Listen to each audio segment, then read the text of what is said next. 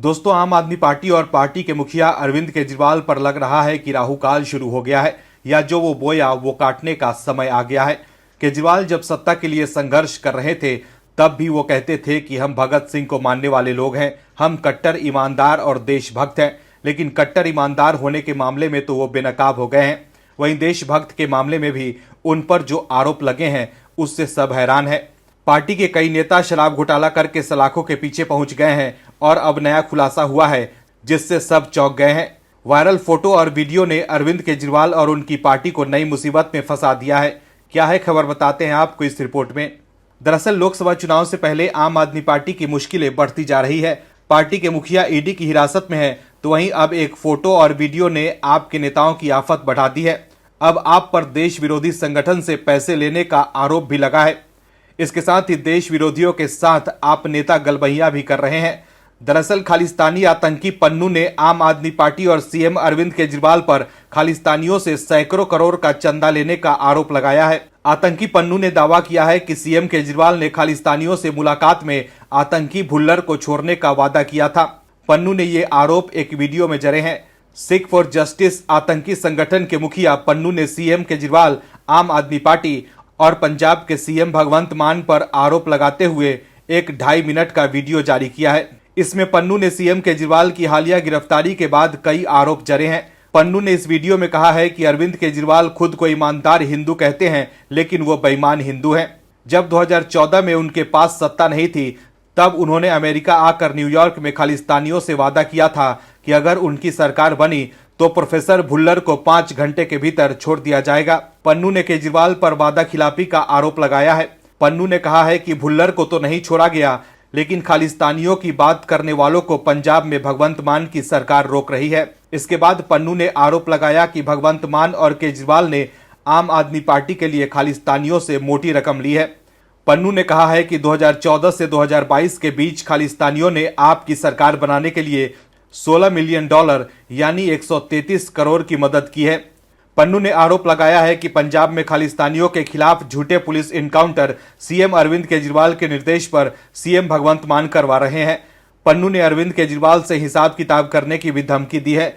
वहीं social media पर राघव चड्ढा की एक तस्वीर वायरल हो रही है, जिसके कारण भी बड़ा बवाल हो गया है। बीजेपी का कहना है कि राघव चड्ढा लंदन में जिस ब्रिटिश सांसद प्रीत गिल से मिले हैं वो खालिस्तानी अलगाववादी की वकालत और सामाजिक तौर पर भारत विरोधी भावनाओं के लिए जानी जाती हैं। इसके अलावा दिल्ली के पंजाबी बाग में खालिस्तान के समर्थन में नारे लिखे जाने की सूचना से हड़कंप मच गया है। पश्चिमी दिल्ली के पंजाबी बाग मेट्रो स्टेशन के एक पिलर पर दिल्ली को खालिस्तान बनाने का नारा लिखा गया था। हालांकि पुलिस को जब इसकी सूचना मिली तो आनन फानन में पूरे नारे को पीले कलर के पेंट से ढक दिया गया है। तो देखा आपने कैसे लोकसभा चुनाव से पहले राघव चड्ढा की एक फोटो और खालिस्तानी आतंकी पन्नू की एक वीडियो से आम आदमी पार्टी की मुश्किलें बढ़ गई है। आम आदमी पार्टी के मुखिया अरविंद केजरीवाल की मुश्किलें बढ़ती जा रही है। जिस तरह से अरविंद केजरीवाल के लिए कोर्ट से बुरी खबर आ रही है, उससे साफ है कि वो भी अपने मित्र मनीष सिसोदिया और संजय सिंह की तरह लंबे वक्त तक तिहाड़ में रह सकते हैं। वहीं ईडी की हिरासत में अरविंद केजरीवाल की बेचैनी बढ़ती जा रही है और अब केजरीवाल को लेकर जो खबर आई है उससे सब हैरान है। कोर्ट से झटका लगने के बाद केजरीवाल की पत्नी ने ईडी पर गंभीर आरोप लगाए हैं। दरअसल अरविंद केजरीवाल को राउज एवेन्यू कोर्ट में पेश किया गया था। इस दौरान कोर्ट ने सीएम केजरीवाल को 1 अप्रैल तक के लिए ईडी की रिमांड में भेज दिया है। वहीं कोर्ट में पेशी के दौरान अरविंद केजरीवाल की पत्नी सुनीता केजरीवाल ने ईडी पर गंभीर आरोप लगाए हैं। दरअसल शराब घोटाले मामले में फंसे अरविंद केजरीवाल को कोर्ट से झटका लगा है। कोर्ट ने अरविंद केजरीवाल को राहत देने से इनकार कर दिया है। वहीं अरविंद केजरीवाल की रिमांड पर सुनवाई के दौरान कोर्ट पहुंची सुनीता केजरीवाल ने ईडी पर गंभीर आरोप लगाया है। केजरीवाल की पत्नी ने कहा है कि अरविंद केजरीवाल को हिरासत में परेशान किया जा रहा है, उन्हें काफी तंग किया जा रहा है। ये तानाशाही नहीं चलेगी, जनता इसका जवाब देगी। अरविंद केजरीवाल की पत्नी सुनीता केजरीवाल ने बताया है कि वो डायबिटीज के मरीज हैं। ईडी की रिमांड के दौरान उनका शुगर लेवल काफी गिर गया है। सुनीता केजरीवाल ने मीडिया से कहा है कि ईडी उन्हें बहुत परेशान कर रही है, उनकी तबीयत बहुत खराब है। केजरीवाल की पत्नी ने यह भी कहा है कि आपके सीएम को परेशान किया जा रहा है। वहीं खबर यह भी है कि ईडी ने अरविंद केजरीवाल की पत्नी सुनीता का भी फोन जब्त किया है। इससे पहले केजरीवाल का दिल्ली वालों के लिए संदेश लेकर पत्नी सुनीता केजरीवाल मीडिया के सामने आई थी। सुनीता ने कहा था कि ईडी की हिरासत में होने के बाद भी अरविंद केजरीवाल दिल्ली वासियों के लिए फिक्रमंद हैं। सुनीता ने एक दिन पहले ही कहा था कि अरविंद केजरीवाल ने एक और बात कही है कि तथाकथित शराब घोटाले की जांच में ईडी ने 2 साल में 250 से ज्यादा रेड की है। वे इस तथाकथित शराब घोटाले का पैसा ढूंढ रहे हैं, लेकिन अभी तक एक पैसा भी नहीं मिला है। दरअसल आम आदमी पार्टी के सभी नेता यही कह रहे हैं कि पैसा कहां है, लेकिन ईडी ने कोर्ट में साफ साफ कहा है कि आम आदमी पार्टी ने घोटाले के इन पैसों का इस्तेमाल गोवा के चुनाव में किया था और ईडी ने कोर्ट में सबूत भी पेश किए हैं। ईडी के पास गवाह भी मौजूद है, लेकिन फिर भी आपके नेता ये कह रहे हैं कि पैसा कहां है। वहीं केजरीवाल की पत्नी ने यह भी दावा किया था कि कोर्ट में केजरीवाल बड़ा खुलासा करेंगे, लेकिन केजरीवाल ने कोई नया खुलासा नहीं किया। वो वही घिसी पिटी बातें करते रहे जो सब जानते हैं कि शरत रेड्डी ने बीजेपी को डोनेशन दिया है। केजरीवाल ने कोई नया खुलासा नहीं किया है, लेकिन डोनेशन वाले मामले पर भी केजरीवाल अपने ही बातों में फंस गए हैं।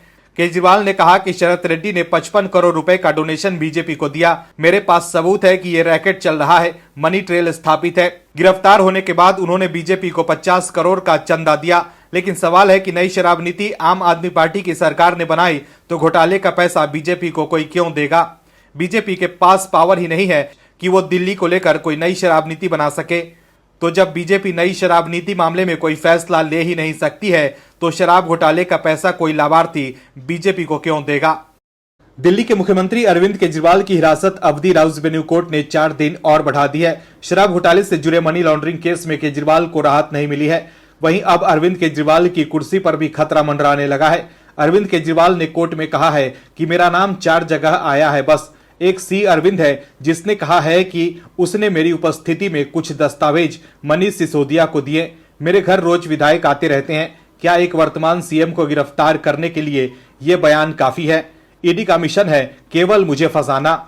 ईडी का मकसद है आपको खत्म करना, लेकिन कोर्ट में केजरीवाल की दाल नहीं गली। दोस्तों, दिल्ली के मुख्यमंत्री अरविंद केजरीवाल जेल पहुंच गए। ऐसा पहली बार देखने को मिला है जब किसी सरकार के उप मुख्यमंत्री से लेकर कद्दावर मंत्री तक सब जेल में ठूस दिए गए हैं भ्रष्टाचार के आरोप में। खैर, जो जैसा बोएगा वैसा ही काटेगा। लेकिन अरविंद केजरीवाल की गिरफ्तारी के बाद पूरी आप एक ही परपंची बयान दे रही है कि केजरीवाल जेल से ही सरकार चलाएंगे, लेकिन आपकी सारी होशियारी पर दिल्ली के उपराज्यपाल ने पानी फेर दिया है, जिसके बाद आम आदमी पार्टी के नेता तिलमिला गए हैं। लेकिन उपराज्यपाल ने 2 टूक कह दिया है कि जेल से सरकार नहीं चलेगी, जिसके बाद आम आदमी पार्टी में खलबली मच गई है। दरअसल दिल्ली की कैबिनेट मंत्री आतिशी ने कहा है कि मुख्यमंत्री अरविंद केजरीवाल की गिरफ्तारी के बाद राष्ट्रीय राजधानी में राष्ट्रपति शासन लगाया जाता है तो ये स्पष्ट तौर पर राजनीतिक प्रतिशोध का मामला होगा। दिल्ली के उपराज्यपाल वीके सक्सेना ने कहा है कि राष्ट्रीय राजधानी की सरकार जेल से नहीं चलाई जाएगी। सक्सेना की यह टिप्पणी आम आदमी पार्टी के नेताओं के उन बयानों की पृष्ठभूमि में आई है जिसमें उन्होंने कहा था कि अरविंद केजरीवाल जेल में रहने के बावजूद मुख्यमंत्री पद से इस्तीफा नहीं देंगे। वहीं एलजी सक्सेना के बयान पर आतिशी ने एक इंटरव्यू में जन प्रतिनिधित्व अधिनियम का हवाला दिया, जो किसी विधायक को दोषी ठहराए जाने पर आयोग घोषित कर देता है। आतिशी ने कहा कि उपराज्यपाल किस संवैधानिक प्रावधान का जिक्र कर रहे हैं। देश का कानून बिल्कुल स्पष्ट है। राष्ट्रीय राजधानी क्षेत्र सरकार अधिनियम में स्पष्ट कहा गया है कि यदि आपके पास सदन में बहुमत नहीं है तो आप मुख्यमंत्री नहीं बन सकते।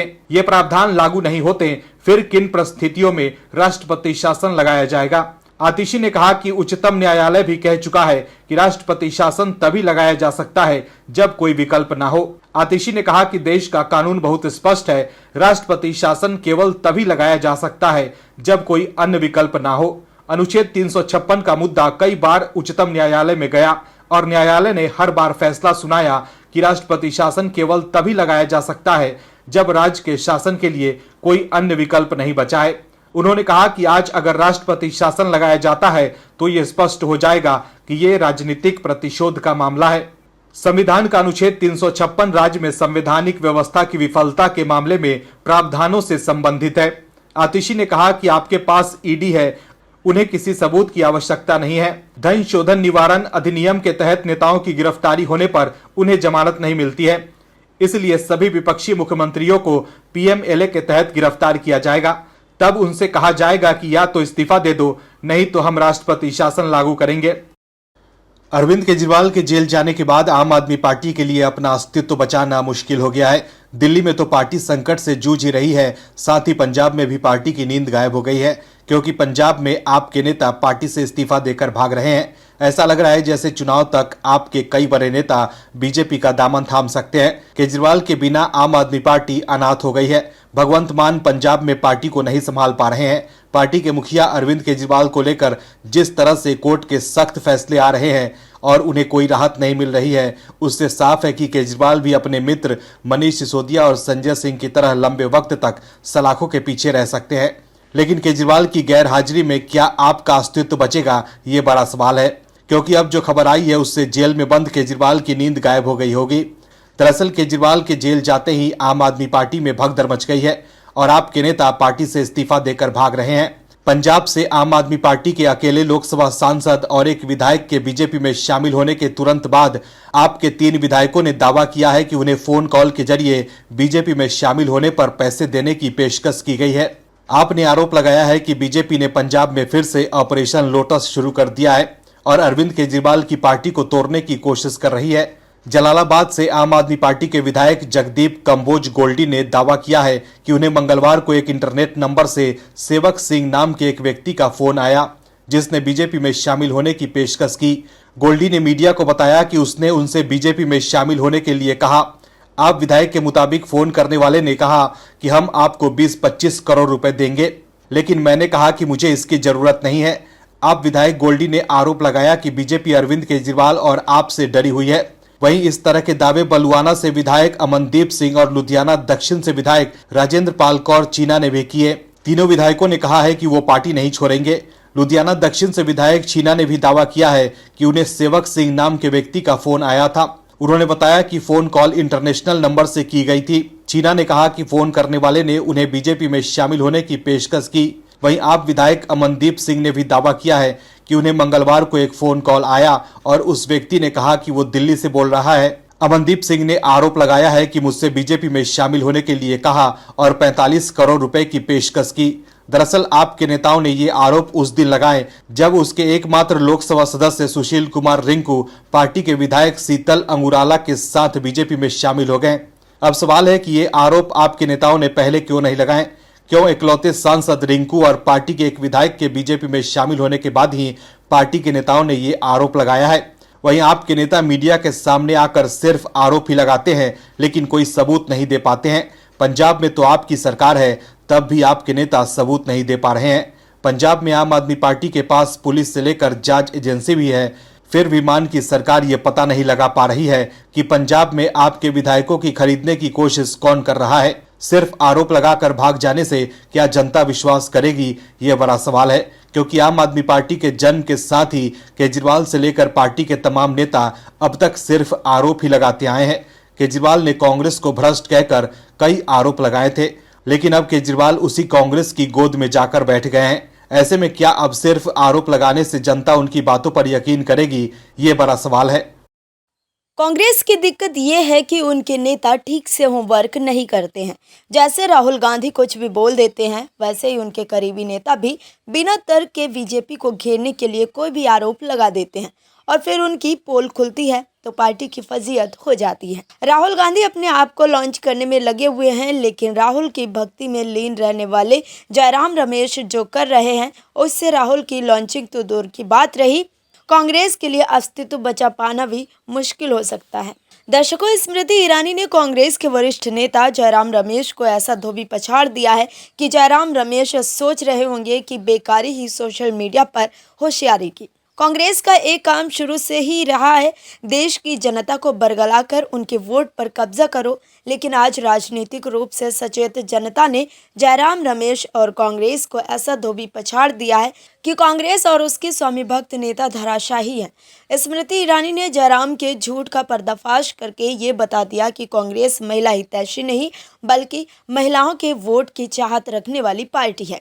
केंद्रीय महिला एवं बाल विकास मंत्री स्मृति ईरानी ने कांग्रेस सांसद जयराम रमेश को करारा जवाब दिया है। जयराम रमेश ने उनके मंत्रालय की आलोचना में एक लंबा पोस्ट लिखा है।